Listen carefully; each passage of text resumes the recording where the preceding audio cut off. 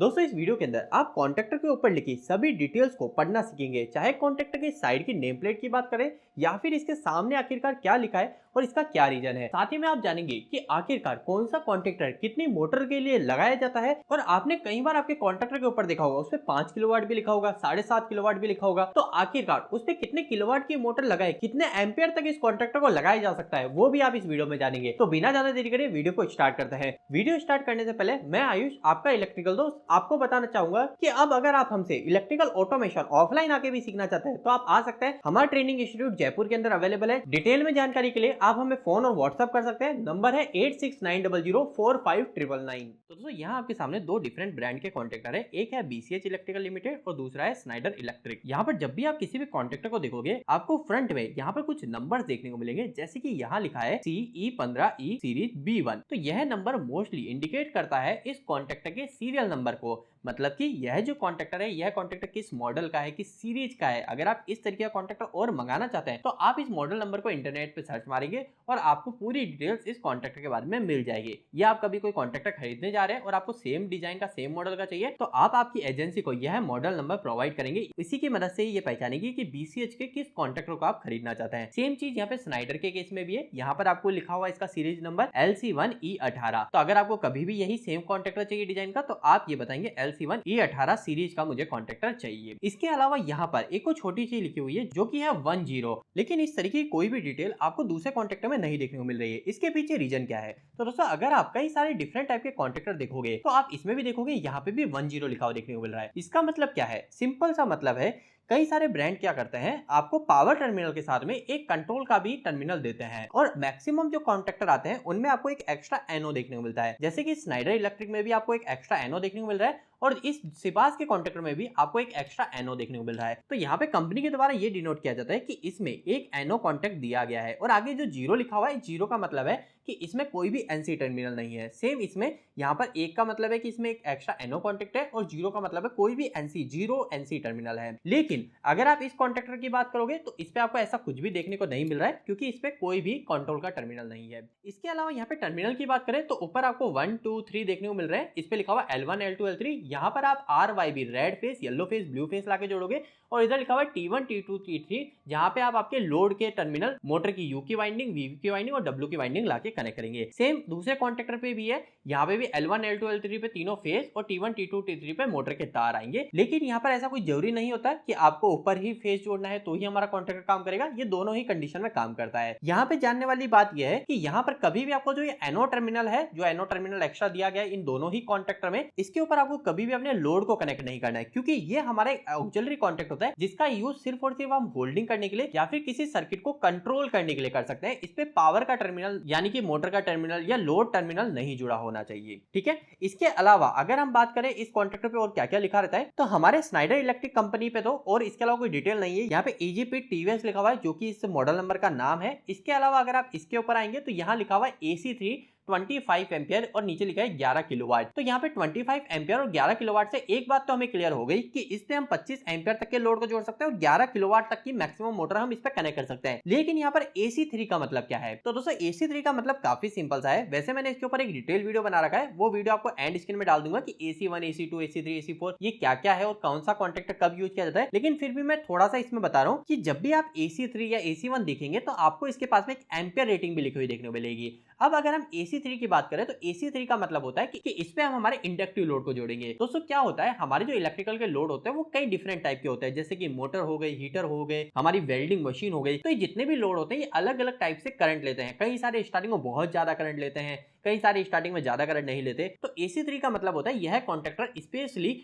Motor के हिसाब से डिजाइन किया गया है। AC3 का होता है मतलब मोटर के लिए। तो यहाँ पर AC3 में आप इसमें 11 किलोवाट की मोटर जोड़ सकते हो। अभी सेम कॉन्ट्रैक्टर को अगर आप AC1 पे जोड़ोगे, AC1 का मतलब हो गया हमारे रजिस्टिव लोड को, हमारा हीटर या फिर ऐसा कुछ, तो इस पे आप यहाँ पे देखोगे आप AC1 साइड में लिखा हुआ है तो यहाँ पे लिखा हुआ है AC1 के आगे IE लिखा हुआ है मतलब की करंट रेटिंग। तो यहाँ पर लिखा हुआ है 40 एम्पियर, मतलब कि इसी सेम कॉन्ट्रैक्टर पे अगर आप AC1 टाइप का लोड जोड़ रहे हो तो इसका मतलब है 40 एम्पियर। आपको इसके बारे में डिटेल में जानना है एंड स्क्रीन में वीडियो मिल जाएगी, आप उसे कंप्लीट देख लीजिएगा। इसके अलावा दोस्तों फ्रंट साइड में और कुछ ज्यादा डिटेल नहीं है। अब हम इनकी साइड पैनल को, साइड प्लेट को पढ़ लेते हैं, जिसमें हम सबसे पहले स्नाइडर की साइड प्लेट को पढ़ लेते हैं। यहाँ पे ऊपर स्टार्टिंग में स्नाइडर इलेक्ट्रिक लिखा हुआ है, इसके नीचे वापस से वही सेम मॉडल नंबर लिखा हुआ है। इसके आगे अगर आप नेक्स्ट देखेंगे तो यहाँ पे IEC-EN 60947 लिखा हुआ है। ये क्या है? तो दोस्तों यह हमारे स्टैंडर्डाइजेशन को बताता है कि यह जो कॉन्ट्रैक्टर है कौन कौन से स्टैंडर्डाइजेशन को फॉलो करता है। तो यहाँ पर आपको इंटरनेशनल स्टैंडर्डाइजेशन के साथ साथ यूरोपियन नॉर्म्स भी कवर होते हुए देखने को मिलेंगे। मतलब यह जो कॉन्ट्रैक्टर स्नाइडर ने बनाया है ये इंटरनेशनल इलेक्ट्रिकल के जो भी स्टैंडर्ड्स होते हैं उनको ध्यान में रख के बनाए और साथ ही यूरोपियन के नॉर्म्स को भी ध्यान में रख के बना हुआ है। वो है ITH। अगर आपको यहाँ अच्छे से नहीं दिख रहा तो मैं यहाँ पे इमेज लगा दूंगा, आप उसे देख लीजिएगा। और इसके आगे लिखा है 32 एम्पियर।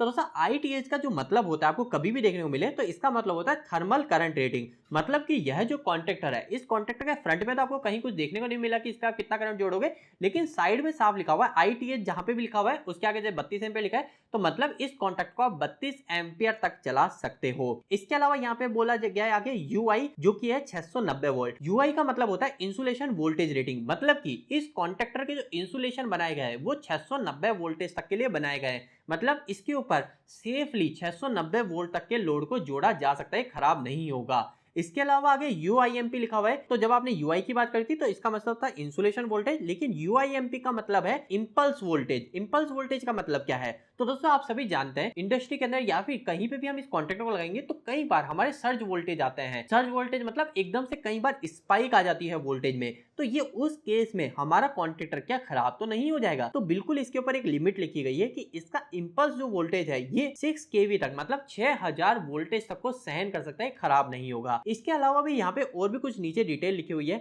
आप देखोगे कि यहाँ पे 4 किलोवाट भी लिखा हुआ है, यहाँ पे 7.5 किलोवाट भी लिखा हुआ है। तो आजकल कितने किलोवाट की मोटर को जोड़ूं? तो दोस्तों देखिए यहाँ पर सबसे पहली चीज तो आपको ऊपर लिखी हुई देखने को मिले 3 फेज और AC3। मतलब 3 फेज का मतलब तो आप समझ गए 3 फेज की कॉन्ट्रैक्टर है, 3 फेज सप्लाई जोड़ेंगे इस पे। और AC3 टाइप के लोड के लिए ये बताया गया, जो भी ये डिटेल बताई गई AC3 टाइप के लोड के लिए बताया गया, मतलब हमारे मोटर्स टाइप में, मतलब कि हमारे इंडक्शन मोटर टाइप में। इसके अलावा यहाँ पे लिखा हुआ है 230 वोल्टेज पे 4 किलोवाट की मोटर जोड़ सकते हैं। अब आप बोलेंगे 230 वोल्टेज तो हमारे आते नहीं है, 3 फेज में तो हमारे 415 वोल्टेज होते हैं, 440 वोल्टेज होते हैं, यहाँ पे 230 क्यों लिखा है? तो दोस्तों क्या होता है यही सेम कॉन्ट्रैक्टर सिर्फ इंडिया में नहीं दूसरे कंट्री में भी बिकेगा, अमेरिका में भी बिकेगा, US में भी बिकेगा। अब जब आप अमेरिका की, यूरोपियन कंट्री की बात करोगे तो वहां पर आपके 230 वोल्टेज भी 3 फेज में यूज किए जाते हैं। जैसे हमारे इंडिया के अंदर हमारे घरों में क्या होता है 220 वोल्टेज सिंगल फेज की सप्लाई होती है, लेकिन कई सारी फॉरेन कंट्री के अंदर घरों के अंदर जो वोल्टेज सप्लाई की जाती है वो सिंगल फेज में 120 रहती है और 3 फेज में 230 वोल्टेज भी रहती है। तो ये उसी के बारे में बता रहे हैं कि अगर इसके ऊपर आप 230 वोल्टेज वाली 3 फेज की मोटर जोड़ रहे हो तो आप इसमें मैक्सिमम 4 किलोवाट तक की मोटर चला सकते हो। लेकिन जब बात करें कि आप हमारे इंडिया के हिसाब से 415 वोल्टेज जोड़ रहे हैं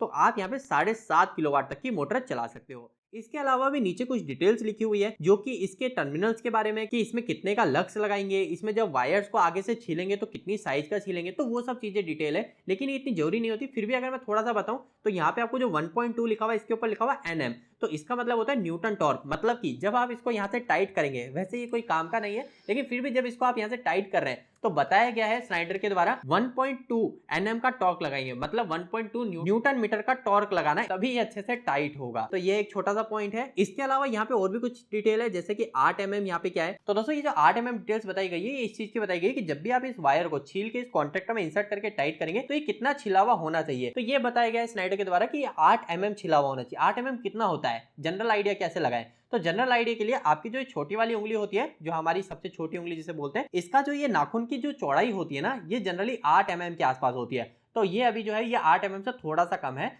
तो इस तरीके से आप आइडिया लगा सकते हो कितने आगे से इंसुलेशन को छील के इस कॉन्ट्रैक्टर के अंदर इंसर्ट करना है। इसके अलावा भी यहाँ पे और भी कुछ डिटेल है। यहाँ पे अगर आप गौर से देखेंगे तो यहाँ पे लिखा हुआ है कि आप इस कॉन्ट्रैक्टर के ऊपर 1 से लेके 2.5 स्क्वायर mm तक के कंडक्टर को इंसर्ट कर सकते हैं, यानी 1 से 2.5 स्क्वायर mm तक के वायर को आप इसमें यूज कर सकते हैं, वो अच्छे से फिट हो जाएगा। इसके अलावा यहाँ पे नीचे कई सारे लोगो है जो कि बताता है ये कॉन्ट्रैक्टर बहुत सारे स्टैंडर्ड को फॉलो करता है और बहुत जगह से सर्टिफाइड है। जैसे यहाँ पे CCC लिखा हुआ है, CCC, तो इसका मतलब ये चाइना से भी सर्टिफाइड है। यहाँ पे EC लिखा हुआ है, मतलब ये यूरोपियन से भी है। यहाँ पे सबसे बड़ा जरूरी होता है EAC, जो कि EAC का मतलब होता है यूरेशिया। यूरेशिया में हमारे यूरोपियन कंट्री और एशिया कंट्री मतलब इंडिया भी आ जाता है, तो यहाँ पे इंडिया से भी सर्टिफाइड है। तो ये चीजें यहाँ पे शो करती है, तो ये भी एक बेसिक चीज है। तो ये हमने कंप्लीट इसकी डिटेल जान ली। इसके अलावा हम एक और कॉन्ट्रैक्टर लेते हैं ताकि कुछ और छोटी मोटी डिटेल्स हो तो हमारी क्लियर हो जाए। तो यहाँ पर आपको यहाँ पे सेम ऊपर वही सारे आ गए कि सारे एनो कॉन्ट्रैक्ट है वो आपको देखने को मिल रहा है। यहाँ पे A1 A2 दिखाया गया है कि यहाँ पे A1 तो एक है लेकिन A2 आपको ऊपर और नीचे देखने को मिल रहा है। इसका मतलब है इस कॉन्ट्रैक्टर पे आपको 2 A2 टर्मिनल देखने को मिलेंगे। तो आप देखेंगे तो यहाँ पर आपको A1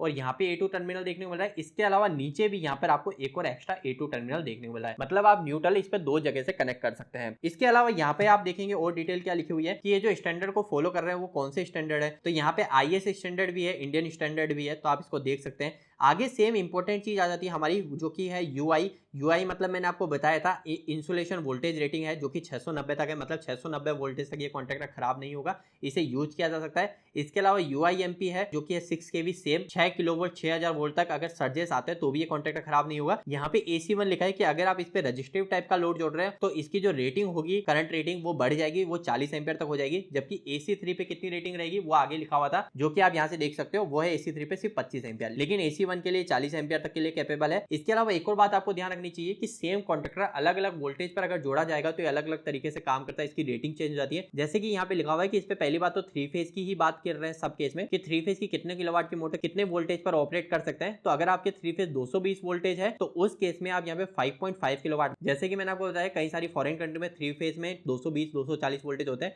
तो यहाँ पे अगर आप 3 फेज 220 240 वोल्टेज यूज कर रहे हैं या फिर इंडिया में भी अगर आप कन्वर्ट करके कर रहे हैं तो आप सिर्फ 5.5 किलोवाट तक के लिए इसको यूज कर सकते हैं। लेकिन अगर वोल्टेज 380 415 है तो आप 11 किलोवाट की मोटर चला सकते हैं। 460 वोल्टेज तक भी है तो भी आप 11 किलोवाट ही चलाएंगे। लेकिन 575 वोल्टेज है 550 वोल्टेज है तो आप 15 किलोवाट की मोटर इसी कॉन्ट्रैक्टर पे जोड़ेंगे। लेकिन अगर 660 वोल्टेज है 3 फेज में तो आप 11 किलोवाट ही मोटर इस पे जोड़ रहे हैं। इसके अलावा यहाँ पे HP में भी लिखा हुआ है, जैसे कि मैंने आपको बताया था कि कई सारे फॉरेन कंट्री में 110 115 वोल्टेज सिंगल फेज में यूज किया जाता है, और अगर आप इसको सिंगल फेज के लिए यूज कर रहे हैं तो 2 पोल की जो मोटर होगी वो आप 2 HP तक की जोड़ सकते हैं। इसके अलावा अगर 230 वोल्टेज है सिंगल फेज के जैसे इंडिया में है तो आप 3 HP तक की मोटर इस पे जोड़ सकते हो सिंगल फेज की। लेकिन अगर आप 3 फेज की मोटर जोड़ना चाह रहे हो तो 3 फेज कभी भी 115 वोल्टेज में नहीं होता, ना ही इंडिया के अंदर ना ही फॉरेन कंट्री में, तो यहाँ पे डैश बना हुआ है। इसके अलावा 200 230 वोल्टेज के आसपास होता है तो यहाँ पे लिखा हुआ है 5 HP की मोटर जोड़ सकते हो, 230 पे 7.5 HP की, 460 पे आप इस पे 15 HP की मोटर जोड़ सकते हो, और अगर 575 वोल्टेज है तो आप 20 HP तक की मोटर जोड़ सकते हो। इसके अलावा यहाँ पे नीचे लिखा हुआ है ये मेड इन इंडिया प्रोडक्ट है। तो दोस्तों इस वीडियो को मैंने बिल्कुल भी छोटा रखने की कोशिश नहीं करी, मैंने सोचा हर एक जितनी भी सारी चीज है